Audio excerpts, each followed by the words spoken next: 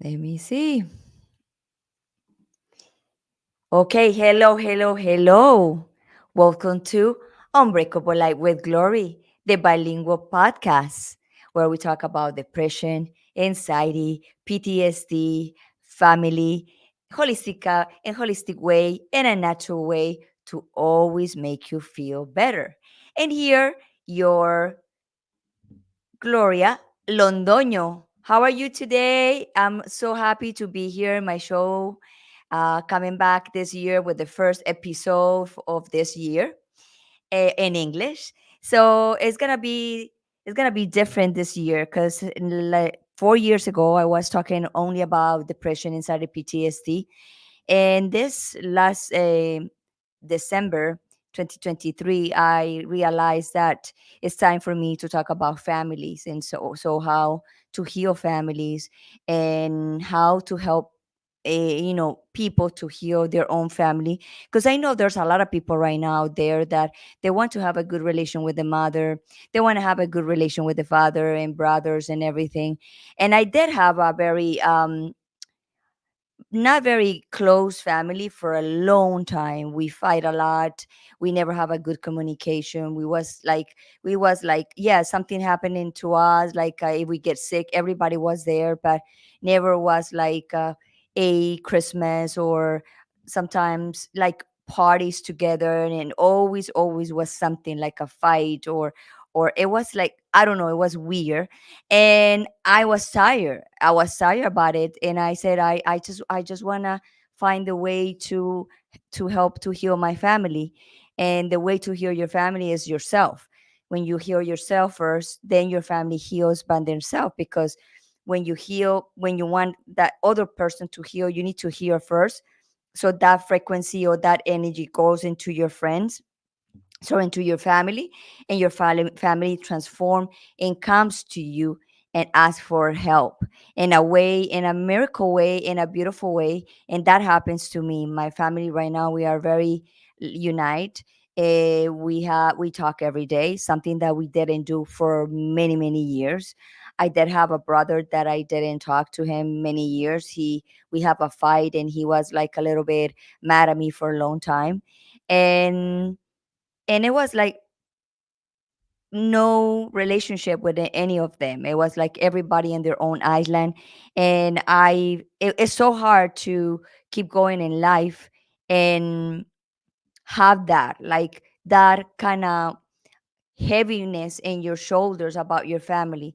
Because I learned through my experience of transformation that abundance, successful, eh, for you to be able to be very successful in life, to be able to transform your life, your heart, your family, you need to start from you, and then your family also transform and get abundance towards your abundance too.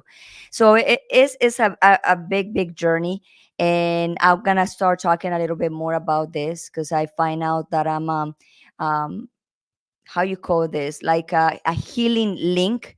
And the healing link is the one is chosen to heal the family, and I'm one of them. And I know there's a lot out there, a lot of healing links, that they want to do that, and they don't know how to do it, to be able to have a nice communication and a loving relationship with their parents and their family. So I invite today a healing link, and she is Kia Baker. She is my friend for a long time, and she comes with a nice story, very powerful. I know a lot of women and a lot of men too. They're gonna identify with her story. And today, this story is dedicated to her mom, because today we're gonna heal wounds mom. I'm sorry for my my English Spanish, and we're gonna invite her to Unbreakable Life with Glory, the bilingual podcast. Hello, my dear. Welcome. Thank you for having me. I'm so happy to have you here in my show. And this is an honor, and it was a long time. It's been a while. It's been a while. So, Kia, before we start with this deep conversation today, I want you to tell everybody who is Kia, and also tell us about your recently success about the magazine and everything, the modeling and everything. And then we go with the story about your mother. Okay, well, where do I begin? Who am I? I mean, I think this is probably going to sound really cheesy, but I am a servant of people. I Everything that I do is about helping others, and that's what gives me fullness and richness in my life is to be able to truly help people through encouragement and nurturing and structure and recognition. And I think those are the 3 things that people hunger for the most, and that's what I bring to my coaching, and that is why I'm successful at it. And I'm constantly studying and constantly evolving and constantly trying to get better because I truly believe that if you get stuck in your comfort zone, you will stagnate there, you'll die there. So I think that we as individuals really need people in our lives that can help propel us forward on all the different levels and all the different aspects of life. So I think, who am I? I'm a person who loves to help and be of support and assistance to others, as well as I'm creative and I'm a mother myself and a sister and a daughter and a friend. And I just really enjoy um, living life and creating a life that I love. And so that's pretty much who I am. Now, what I do is something different. Like I said, I'm a coach, but I'm also a podcaster. I have my own podcast, 2 of them actually. The Female Veterans Podcast, where I share female veteran stories, real stories told by the women who lived it, good or bad. And honey, some of that stuff is crazy. And then I also have Hot Topics Live podcast. Hot Topics, the podcast as well. You can find that that way on Instagram. And I love to talk to people. So I love to hear their stories, share their wisdom, because everybody has a story and everybody has learned something in this life that's valuable. And there's a quote, I can't remember who said it, but you never know when your story might be someone else's survival guide. And I hope that's what I'm can do here today with you, Gloria. Be someone's survival guide with my story.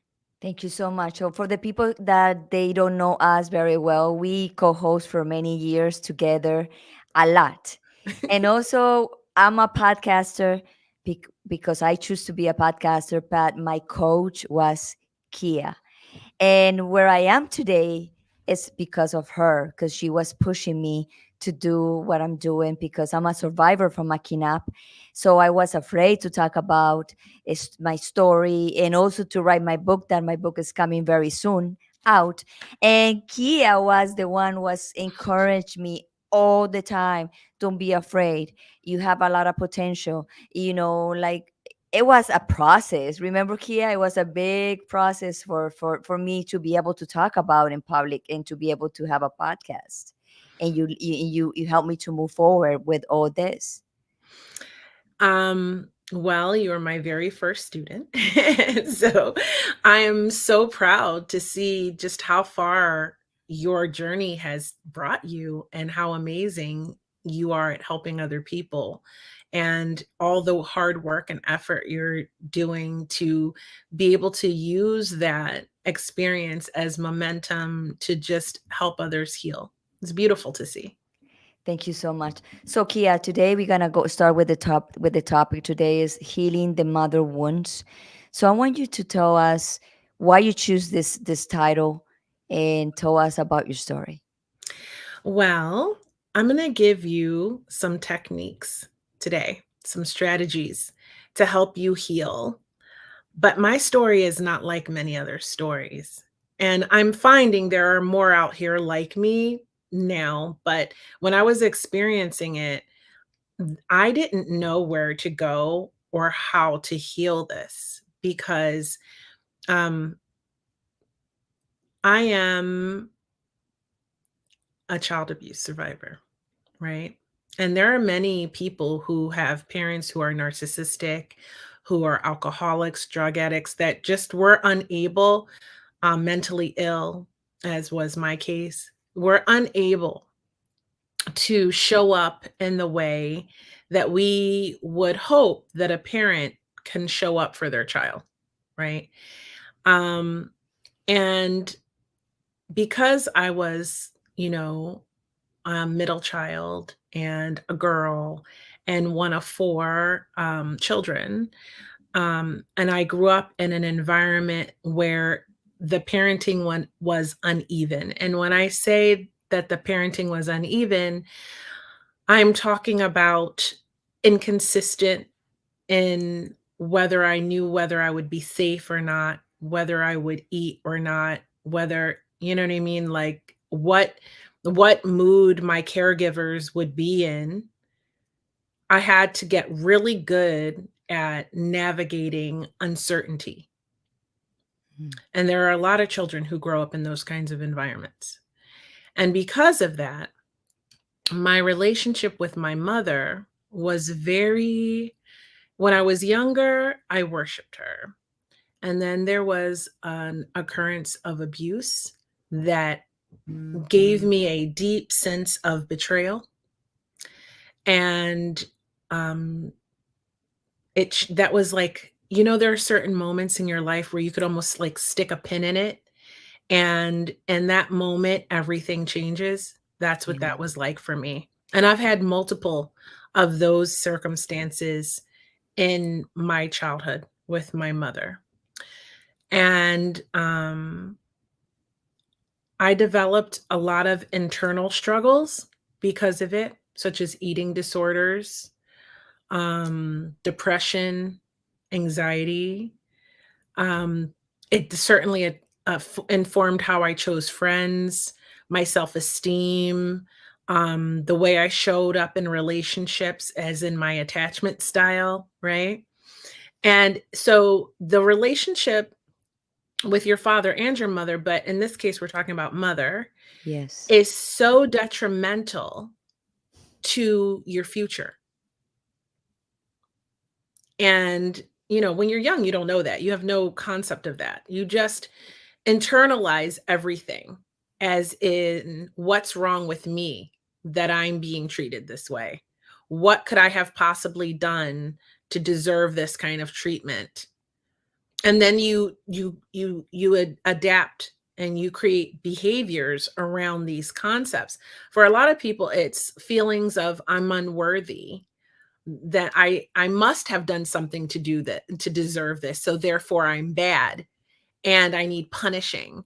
And you develop these beliefs, and from that comes a lot of limiting beliefs that affect you in multiple aspects of your life for the rest of your life until you seek to heal them. And there's this thing that I've been hearing lately, this quote or saying, or I guess, and it's that it is not your fault that your mother couldn't show up for you in the way that was most healthy and beneficial for you.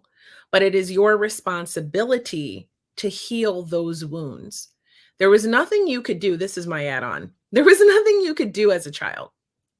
You were powerless, Yeah. right? But as an adult, you have power and you can create change in your own life. And when you release the shame surrounding your experiences and you go forward to seek those that can help you and do the work to heal yourself, because it's not easy. You don't just wake up healed. And, You don't. Yeah. and you know what is the most difficult thing for, you when you was talking, I was remember mine. That is like you receiving that from the same mom, like women's, like you receiving that from another women, and you when you are growing up, you think that that other woman, your mother, is the one is gonna be the one is gonna protect you because you are a mother, and the father and the relationship with the father is different. And when the mother is have like a kid, when it's in the men's side, like for example, if I have my brothers with my mother, let's put it in my father, like my grandmother with my father, she was very rude and treat him very very bad. So for him, he grew up not respecting women, and he didn't care about women, and all his actions and everything he did, it was because he unconscious he hate his mother for the way she treat him all his life. Because the mother for us is like, wow, it's like the one, is like the connection, the ultimate connection. And the last thing that you want to receive from the mother is mistreatment or misunderstanding or all the things that happens between a relationship. So what you think about that, Kia? I think you're absolutely right. I mean, since the dawn of time on all the TV shows and all the books, it's the mother is to blame. I'm a mother, right? I have two beautiful boys, and I set out in my parenting journey to be flawless, right? To be the best mom in the world and to correct all the wrongs of my upbringing and just give my sons the parenting, this perfect mother. And I failed. I just failed because it's not going to happen that way, right? No. They are going to receive some wounding. They are. And I mean, because it's very simple. You could say the wrong thing in the wrong tone, and you don't know how that's going to reach into their psyche and affect them. But what you can do as a mother is once you know that your child has been impacted in a negative way, you can correct it after the fact. And that goes really, really far. And so a lot of people have the experience, especially in our generation, where you try to approach your parent about something, you're like, you grew up in this trauma, right? We all have received some trauma growing up, right? I don't think anyone hasn't. And you Exactly. go to talk, and you go to talk, at least in our Gen X, right? Right, So right. and you go to talk to your parent because you're an adult now, right? And you're going to talk to them about it, and all you want is maybe an apology or an acknowledgement or whatever you're looking for in bringing this issue to them, and they deny it, or they tell you that it never happened that way, Or they or you punish you. Or they or or punish you. or they give you the silent treatment, or do emotional blackmail, like withdraw affection and attention, or communication, because you're not showing up in the way they want you to show up. You're not showing up in the role that is designated for you in your family system, right? So it's an interesting thing that like in my story, in which I said earlier it was different, is I had to heal the wounding with my mother, but I could not do it while she was alive. That's the twist. I want to hear that part because that's the deepest part of the story. So before I get into the ways that I healed, I'll just tell you how this occurred, right? And you'll find the three ways to heal the relationship with your mother, even if she's passed away. Okay.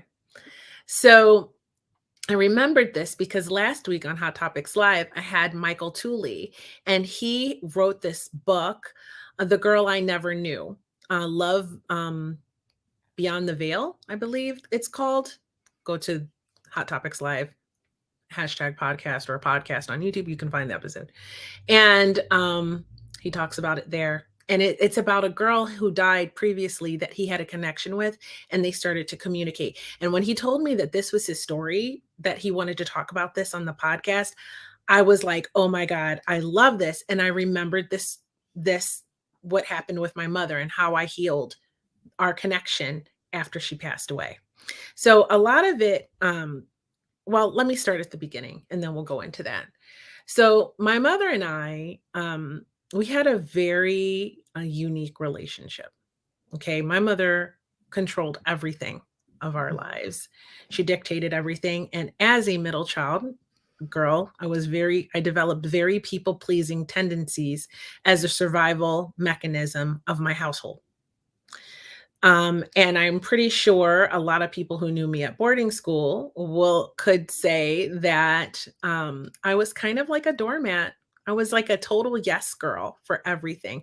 I just wanted people to like me because my core wound was I didn't feel like anyone liked me, not in my Wow. family, not in my community, and certainly not at private school because I'm so different. And it was always made very clear to me that I'm very different. And now I embrace that and love that and own that.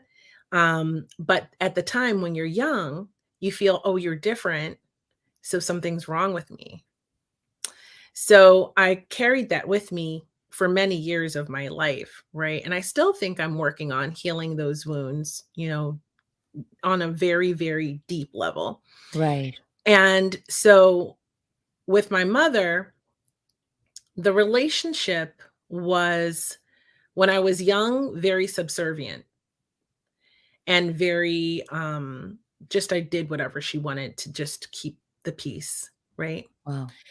And, as I got older, I started to rebel against that. I didn't start getting rebellious until my 20s, till I was in the military. I was on my own, and I felt like a grown woman, and then I started to sort of detach and create my own true identity. I mean, I had a secret identity she didn't know about, but really in her face be like, "No, I'm doing this. I'm not doing that." And I'll never forget a moment where she said to me, "Wow, you don't ask me anymore.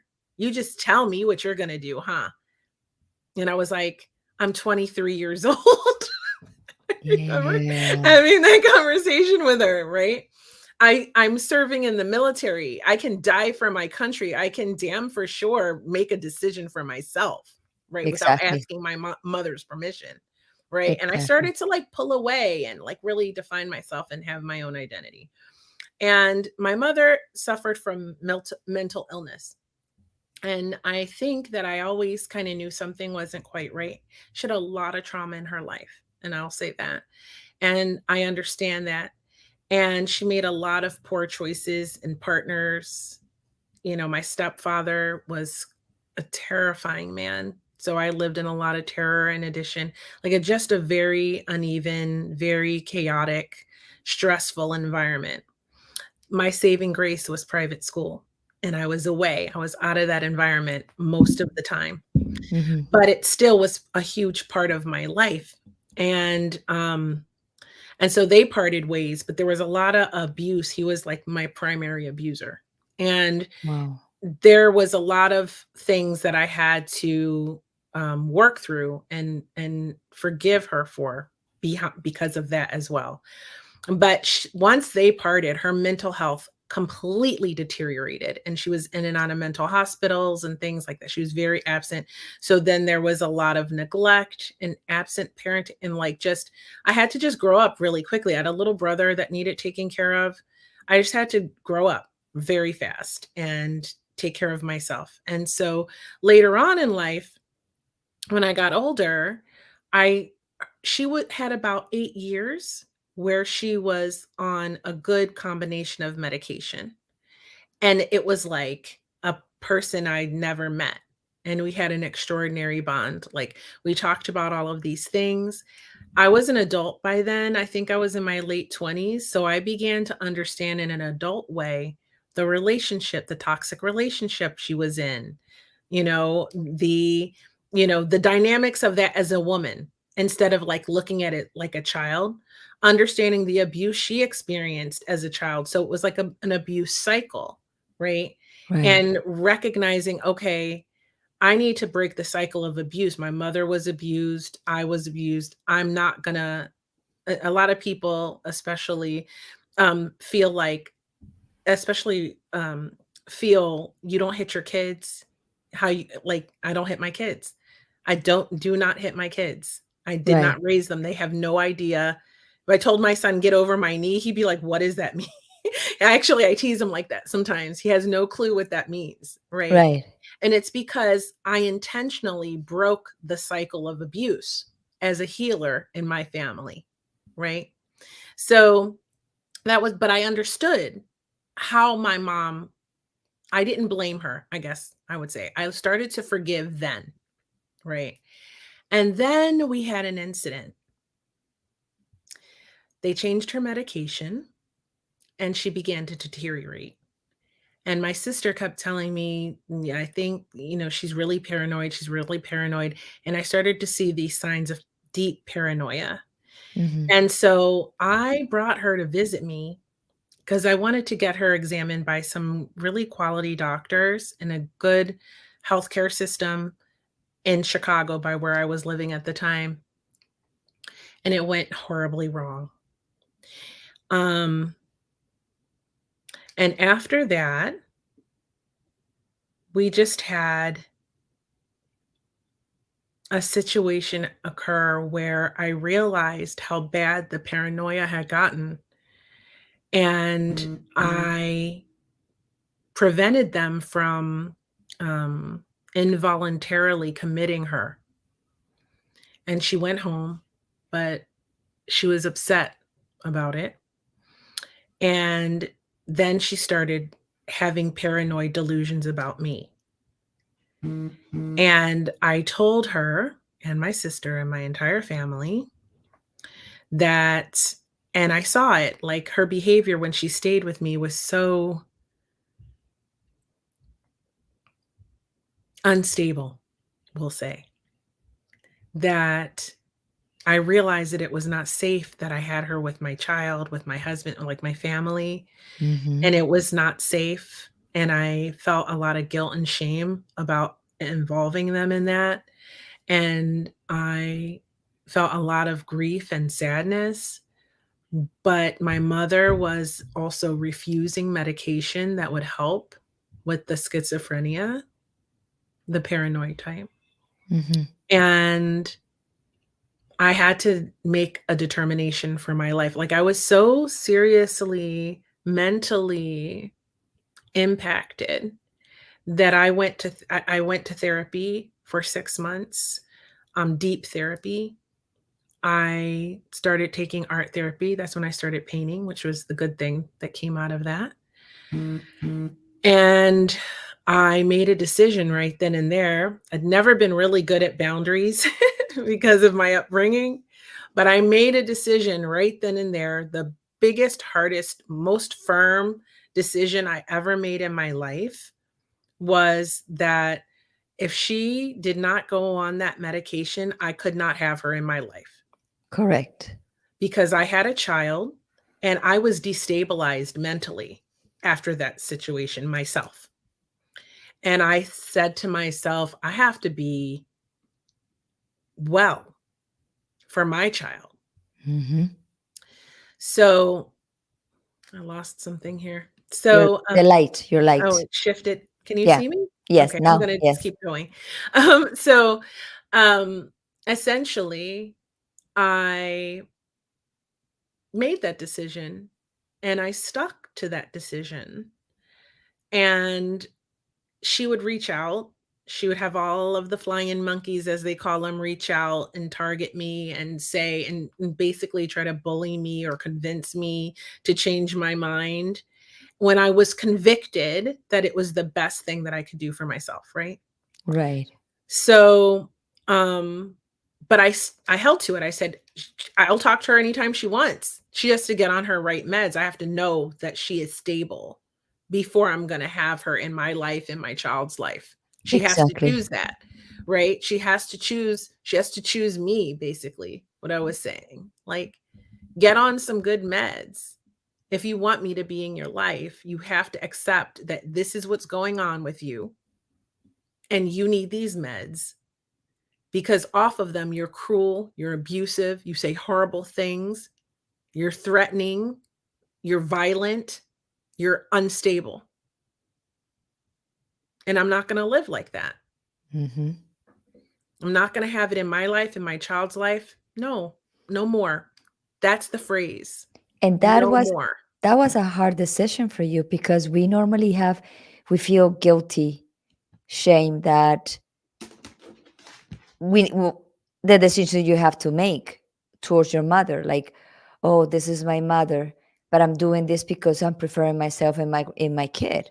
But at the Right. same time, it's like it's unconscious. Is like, oh, but it's your mother. Exactly.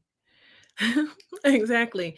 Then the whole time you have this cognitive dissonance, this inner struggle going. but that's my mother though. But that's Yeah. my mother. Yes. And then the other side of you is going, but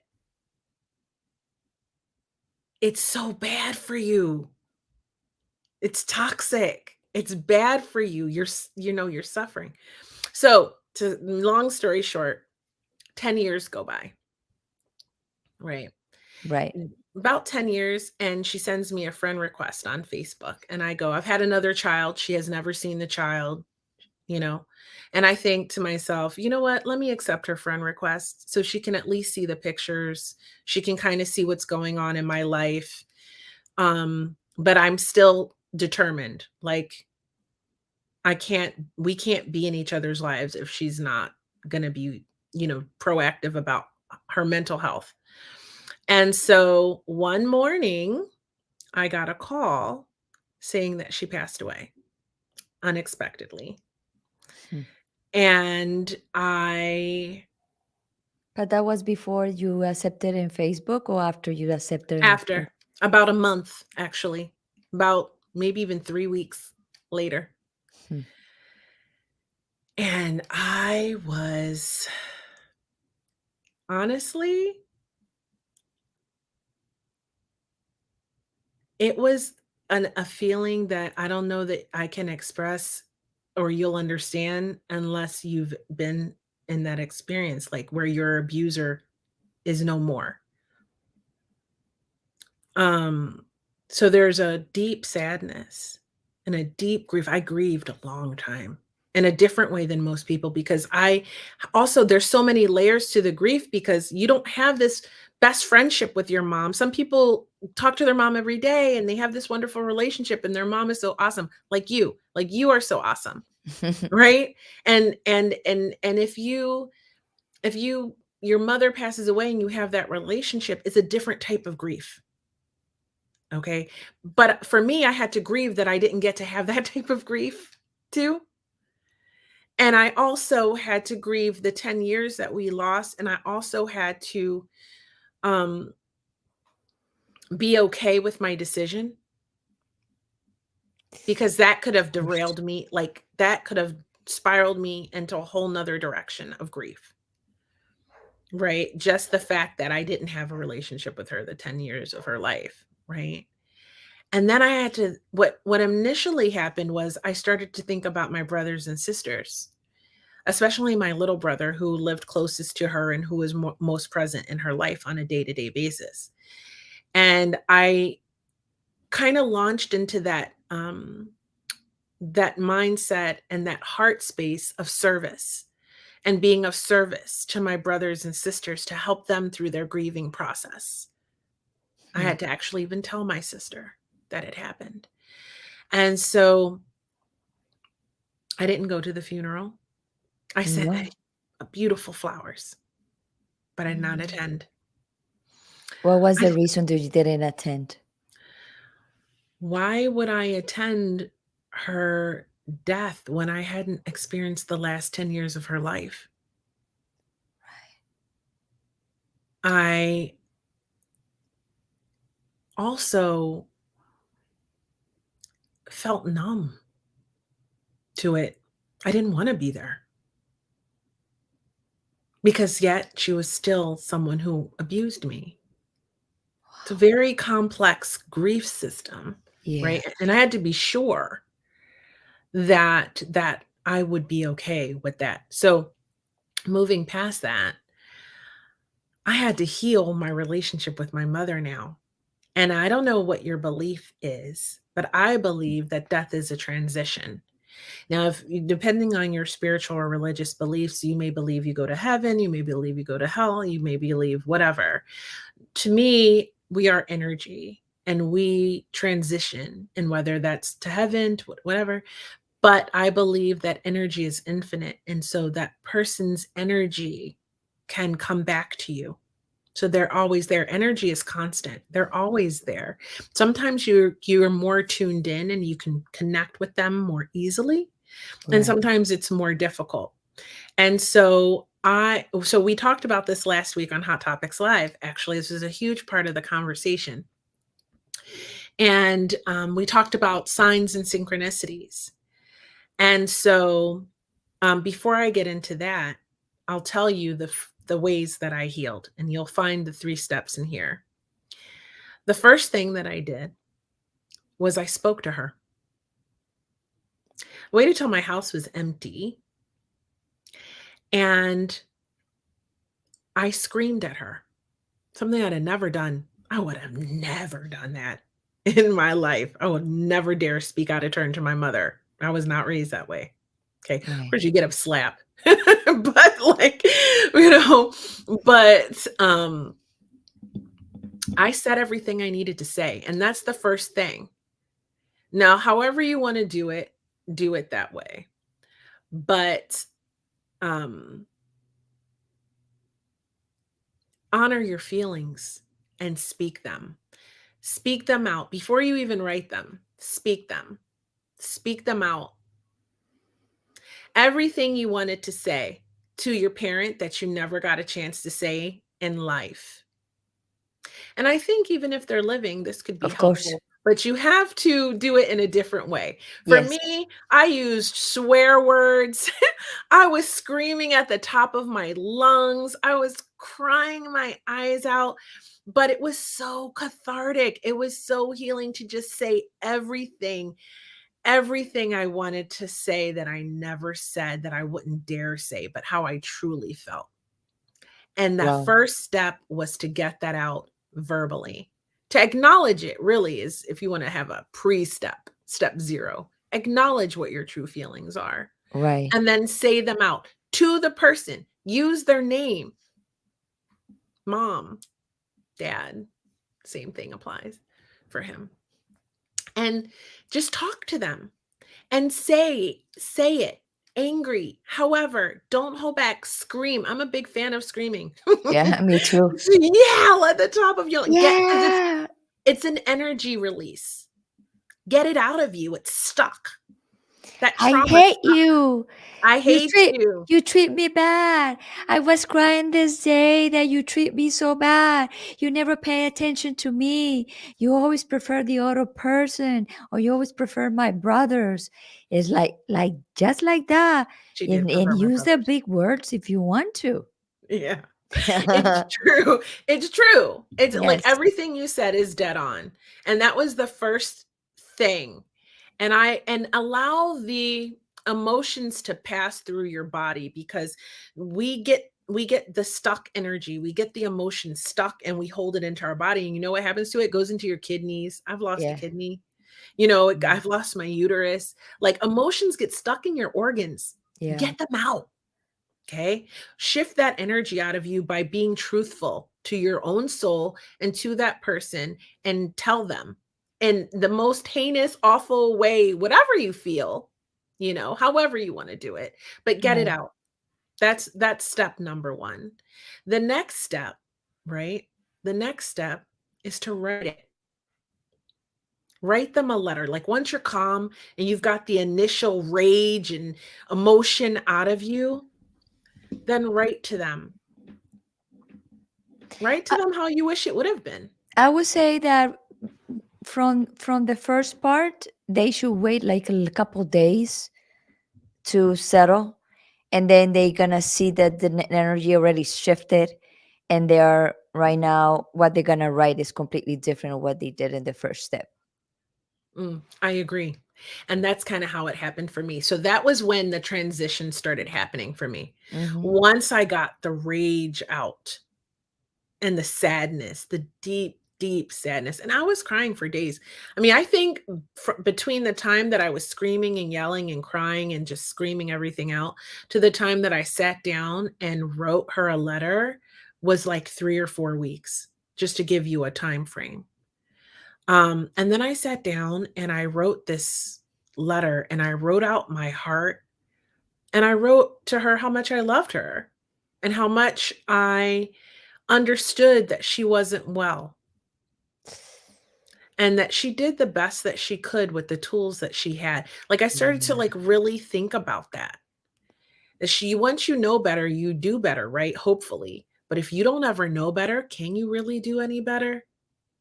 If you don't have the tools and the resources to help you, So Kia, where you think your mother got like that bad with her mental health? What you think was the one of the biggest reasons she got like that? Do you know?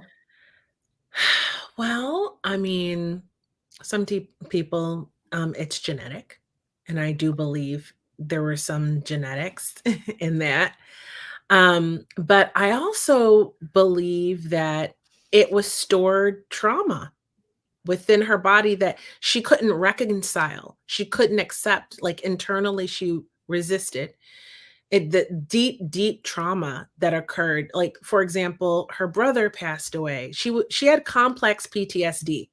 Okay. Repeated Oh, traumas happening over and over and over and over and over in the course of her life that she just couldn't overcome them. And that's a sad story. She was extraordinary. She was an extraordinary woman. She was a singer, a dancer, an artist, right? She had moments of being the most perfect mother that you could. right. That's why it was uneven, because there were so many moments. She was extraordinary. She used to tell me that I was her best, and probably not good for my brothers and sisters, but she would say, "You are my best and my brightest child. You can do anything you want. You can be anything you want to be. You're going to go so far in life because you're beautiful and you're smart and you're kind." And she would just lavish me with attention and recognition, right?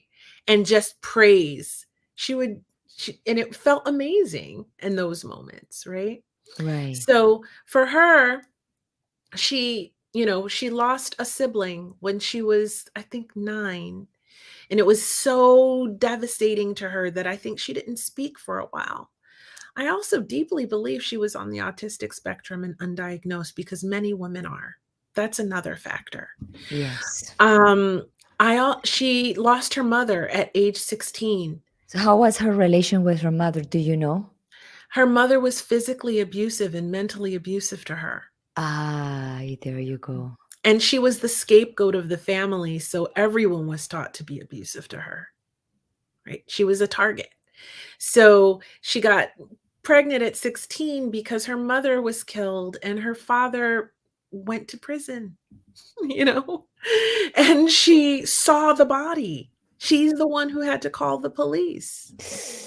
That's the big trauma, Yeah. and she really loved her father. Her father was her protector. He would protect her from the abuse, and so it's a complicated story. So Some she lost her only hope that she had.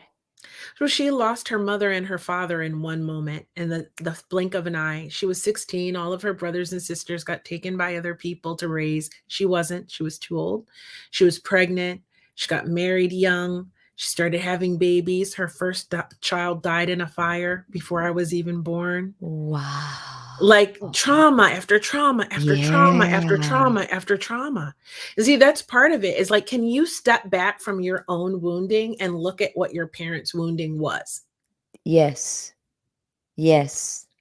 To see the generational trauma. Her mother abused her. Her mother was probably abused in some way too, or some trauma happened to her mother as well, or the trauma of losing her child, right? She lost a child. He was 12 years old when he passed away. So her mother lost a child, and it maybe made her go crazy. Who knows? Well, You know? I think one of the most difficult process to process is to lose a kid. Absolutely. Absolutely. Loss is It's truly excruciating for every single one of us. Yeah. Losing a parent, losing a brother, losing a best friend, I've lost a few people in my life that I don't have parents I've lost both of my parents. My grandfather, my mother's father, once he came out of prison, was an extraordinary human being and one of the most lovely people you would ever meet in your life. I loved him beyond words. Right. And he was extraordinary to me, and I look like my grandmother, by the way. I'm the only person he'd ever talked to about her. And, and it's my best friend, Laura Wilson, passed away suddenly just before her 40th birthday. And that was another person who we had just lost each other through time, really. Oh, And then I wow. suddenly found out that she died, and she was my best friend for like 8 years in my 20s. and it was devastating, you know? So loss is such a big thing in our lives and it's unavoidable. But if you Mhm. learn to communicate with the people you lose and you see the signs, that's the last thing, by the way. The last way to heal that I'm going to share today that we have time for Yes, we have is 44 minutes. looking for the signs that they're still with you and talking to them out loud when you see, for example, my mother's picture will show up on my feed out of nowhere and I'll know she's reaching out to me. That's a sign for me. What are the signs for you? You have to have your own signs. Sometimes I'll smell cigarettes. She was a big smoker. She used to smoke menthol. And oh, she loved her cigarettes, honey. Okay. She would not give up those cigarettes. They kept telling her, "You're going to die if you keep smoking." She was like, she loved her cigarettes. Sometimes I will smell the cigarettes and I'll just be like, "Hey, mom." Like it's just almost like I'm rebuilding a relationship with my mother, even though she's no longer on this plane of existence. And you can do that. And it heals you. It makes you feel so much better if you can lean into it and believe it. And hey, what works for me might not work for you, but it has worked for me. And I know other people it has worked for and helped through their process. And just there's a comfort in knowing that they're looking in on you, that they're showing up in small ways. Sometimes if you're really intuitive, you can feel their presence Yes. and talk to them when they do. Talk to them. Just say, "Hey, grandpa." "I'm doing good. You looking in on me? This just happened in my life," or whatever you're comfortable with. But these things can really help you to move that energy, to feel so much better, to go on your healing journey, because a lot of people don't, it's much easier. I don't know if that's true actually. I was going to say it's much easier to try to heal a relationship when the person's alive, but that may not be true. Actually, it might be easier to heal it after they've already gone because they don't they can't show up in that way of devaluing your emotions and you're devaluing your feelings. So you can just communicate and share and express and get it out of you. That's the important thing, is like getting it out of you so that you're not storing it in your body because it creates disease. Big time. Mhm. But also, you also like when you find your parents, one of the parents that is impossible to talk to them in whatever way you want it. Like you want to receive apologize, or also you want to apologize to them. And one of my master told me one day, don't give any apologize to anybody that is not ready to receive, because sometimes you want to apologize to someone, and sometimes the ego say, "Oh, you did this to me. I don't care what you say." And yeah, you say you're sorry, sorry, sorry, but it's gonna be the same. So right there, it was not the purpose of saying I'm sorry when it's not the person is not ready. So the best way, because I have some issues with my mom sometimes, is just to send messages from the distance to her heart. I love you. I understand you. You're healing. You have pain. You don't know how to heal your pain. Even sometimes, like, you want them to go to, maybe to do a retreat or to go to therapy. They don't want it. In my case, she don't want it. And sometimes I said, there's something that's gonna be like a retreat, and I sent her one day to a retreat to see if she like it, and see if she realized what she was doing. It was the worst, because she it was 3 days, and the second day she said, "I'm not going anywhere, and I'm not going that anymore because everybody's crying. I don't like to see people crying." So Mm, my teacher say, "Gloria, you can never ask somebody to go to a retreat if they don't want it. The mhm, person have to want it to go to a retreat. The person need to want it to transform, to be able for you to interject in their journey. If they don't want, they're not gonna do it, and you have to accept that. You have to work around that with your tools.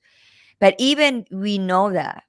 is super hard because you as a child, because I'm an adult, but you have a child inside of you that still linger in some stuff that you want to hear. But also you need to understand that you probably never gonna hear it. So don't have like those high expectations to hear what you want to hear for you to heal. So you hear yourself, and that's it. But not waiting for your mother or your father to come and say, I'm sorry, a daughter or son, whatever I say or did. It just you just need to do that in order to that happen. And that happens to me with my father. But I find out that men transform very quickly than women. And my father, in very short time, I put him like to read some books that was like a big deal. And you can see the huge change that he did. And you can see both. And like, yeah, my father was more faster, or is his journey. But I feel what I see, that men transform more quickly than women. So I don't know why it is, but I see that in my family. And maybe he was more ready. They say when the student is ready, the teacher appears, right? Yes, yes, It's sometimes people are just not ready. And that's the other thing. It's like in healing during your own lifetime, even if your parent does not, and even if you can't, while they're alive, mend and heal the relationship. It's kind of what you said, and sending them love and sending them those thoughts. And like I said earlier, understanding that they are carrying their own trauma and they have their own whole reality and universe that's going on within them, and history that you may not even know anything about, that is the cause of their actions and how they're showing up. So understanding that they're carrying their own situation, that they're carrying their own trauma, and accepting it for yourself and going, you know what, my mother may not be ready to heal for herself or for me, but I can heal by understanding that she's just not going to do the work. And I can make the choices for me on how I'm going to go forward. And I can love my mother anyway, even if that means I have to take distance and I have to set a boundary, because I loved my mother anyway. It of wasn't course. that I didn't love my mother, I just stopped loving my. It was extraordinarily painful for me to make that decision and to hold to it with all the people, every other people I love dearly, and everyone trying to convince me to change my mind, and I would not, because you can't pour from an empty cup. I had to keep my cup full. I had to do what was best for me. So you Yes, can love this person and accept the fact that they're not going to heal and they're not going to change. And you can create a relationship based on that works, or you can create certain boundaries in that relationship, or you can set a firm boundary that the best thing for me is not to be involved with that person. yes, All of that is okay. yes. Kia, like, that the issue that I have sometime with my mom with her character. And then after I came back from Colombia, I started sending every day, I accept you. I love you. I accept you. I love you. I understand you. I understand your pain. I know how you feel. And I honor your pain. I honor how you feel. And yesterday, she write to me saying, because I sent her a video with my daughter and my grandson and me and myself. And she said that when I sent that video yesterday, she cries just to see us so happy. And for her to say that, because she said she don't cry for anything, but it's because she's so in pain that she became like closed completely. So Mhm. when she said yesterday that she cried when she saw that video, seeing us so happy, for me, like, wow. I'm going to tell you It's a something. small thing, but it's a wow thing. It's big, and It's big. I will tell you something, what you did there that I'm sure you're aware of, but I just wanna point it out for everybody in case they Mhm. missed it. The thing that was the biggest mindset shift for me in every relationship, even in my coaching practice and everything that I do, is that it's Tony Robbins said it, actually, so I'm not Mhm. gonna claim it's mine, but it did shift me, right? It did shift me, okay, and I'm gonna share it with you. Are you ready? I'm gonna have to pay to see Tony Robbins for to learn this, okay? Sorry, Tony. It's about what you give. Relationships are about what you give, not what you get. Exactly. Understand the depth of that. So it's not that what your mom gives you and No, or has done for you or isn't doing for you. It's what you're giving. So the shift that occurred in her, which seems small but is really huge, it's is huge. that you kept saying, if you kept giving her something, you gave her acceptance. You're flawed. You're not perfect. You No, made mistakes, but you're my mother and I love you and I accept you. Even if I don't talk to you all the time, or even if, I'm not there with you, or we butt heads, or we don't see eye to eye. I accept that you are you and you're a sovereign being and you have your own trauma and issues. I accept you and I love you anyway. When you pour love into someone, it does impact. You may not always know the extent of the impact, but it does make an impact. It really does. wow. So we are coming now to the end. And Kia, I want to invite you for maybe next month to another episode, and we can maybe talk more deeper about mother wounds and relationship with family, because that's my goal right now, is to find the the links, the healing links, to be able to help them to heal their families. So it's starting to feel like in the family there's peace, there's successful, there's abundance and everything. And I know if somebody's watching us today or listening to us today, it's because maybe you are a healing link that of the family. Are you choosing to heal yourself first to heal the whole entire family? So I want to ask you for next month to come in Unbreakable Life with Glory, the bilingual podcast. I'll be here for you anytime you need me. Do you mind if I do something special for your audience Of course. before I Please. part ways, and then Yes. I'll mention my pinup stuff before you wrap. Yes. So, on my show at the end, I do something special for the people who watch my podcast or listen to it. I have these soul truth awareness cards, okay? They're by Brianne Hovey. You like that kind of thing? And Yes. we're going to do this really quick cuz we're almost out of time. Yeah. If you're watching right now, I want you to just close your eyes for a minute and take a couple of just nice deep breaths, almost like you're going to do a little meditation, but we're not going to go that deep into it. So just do that for me right now. And I want you to think about just how you can be open to receive a message from maybe a departed loved one, or your higher source, or your higher self, or God, or Allah, or whatever you believe in. I have no opinion, but this message is coming for you. So what I'm doing right now is I'm going to shuffle these cards, right? Okay. And I am going to allow random selection to choose one, and that is going to be the message for you. What I mean by random selection is one's going to pop out while I'm shuffling them, and that's the message. Okay, because I have no control over what you're going to see or what comes out or really what's on the cards. I'm just the Right. messenger. Okay. Let's see. And it's for all of us, Yes. including you, Gloria, and Yes, I everyone know. listening and watching. Uh-huh. There we go. So, your message is, how can I be more flexible right now? What are you trying to control? Maybe it's time to let go. Let love move through you today and trust the outcome will be for your highest good. Today's soul action: remind yourself all day long that you are safe, that life is happening for you, and that you are not alone. Then do some yoga. Wow. It's beautiful. It's exactly what we're talking today. You There, you're know, not alone. you're So, not alone. mhm, yeah. So, Kia, tell us about the Peanut magazine and the model thing that I see you like doing all this kind of stuff. Like, what's Kia doing all this for?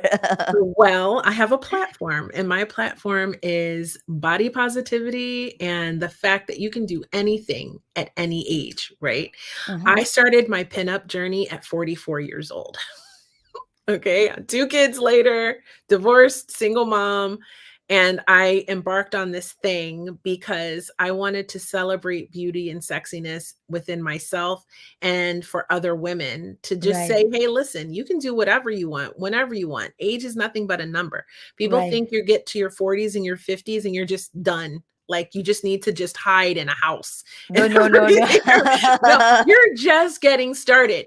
So if you're in your Exactly. 20s or your 30s watching this, you're just getting started. It gets Yes. better at your 40s, I promise. And Okay. and it's and better at 52. And 52. Like I mean, starting in your 40s, it can get better and better and better is the Kia, point the I'm trying to 40s are make. the best. For all the people out there, the 40s are the best. So here is my first cover. I don't know, can you Yes, see that it? was for Halloween. That That was was for beautiful. Halloween. Yes. I have been in 4 magazines now. I have been showcasing my art in Retro Lovely Magazine, at Retro Lovely Magazine on Instagram. You can find me on Instagram at Creativity, and you can follow my pinup journey there. I usually link the magazine so you can purchase the magazine off of MagCloud, and I will put it in my bio in the links, or you can DM me and I'll send you the link, or hit me up on Facebook or wherever, and I'll send you the link if you want to purchase it.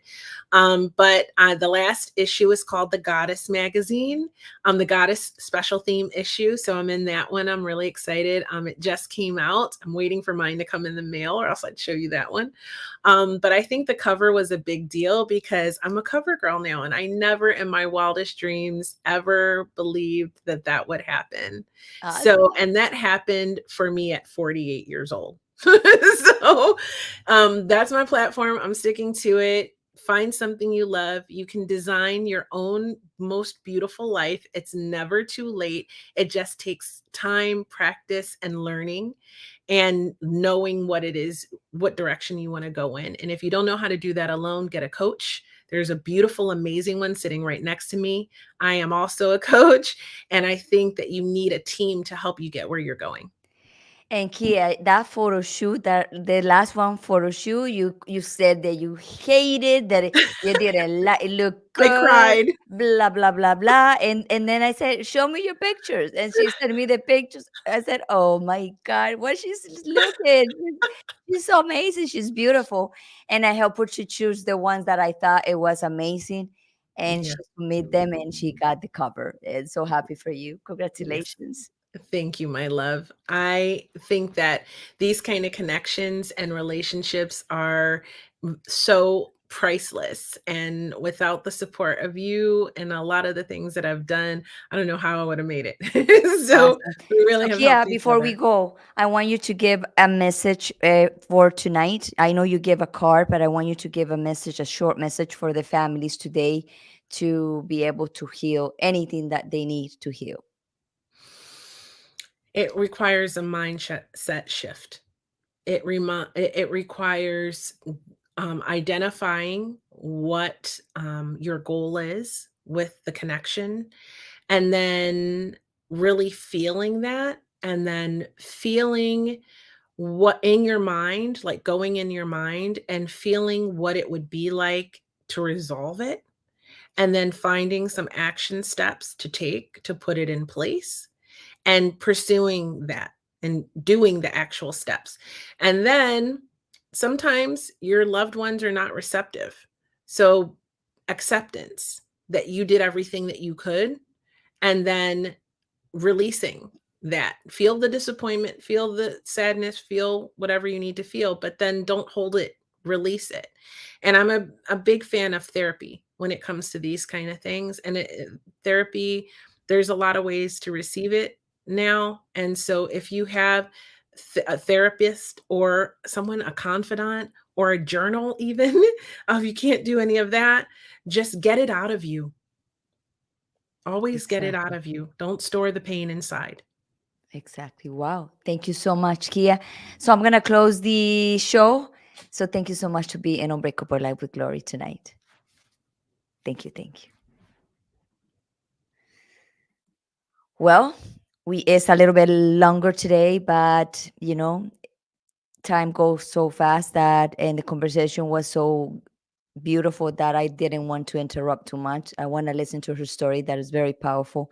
And I know there's some families out there that they need to hear this and also to be able to heal. And if you are listening to me, maybe you are a healing link that you've been choosing to hear yourself to be able to hear your family. Maybe you are the one to is in charge to bring the abundance and the success and everything good for your family. So we are here to open awareness about families and trying to heal one family at a time and to bring in peace one family at a time to maybe one day all of together we can be in a beautiful world where everybody have a beautiful relationship with everybody. So thank you to be in Unbreakable Life with Glory, the bilingual podcast where we talk about depression, anxiety, and PTSD, also about families now in holistic way in a natural way to always make you feel better. And this is Gloria Londono, your global podcaster. And thank you so much to be here. And remember that next Wednesday is going to be in Espanol. So who's going to come? I don't know yet because I don't run my life like that, but it's going to be a nice surprise. So I see you soon. Bye bye. I love you all.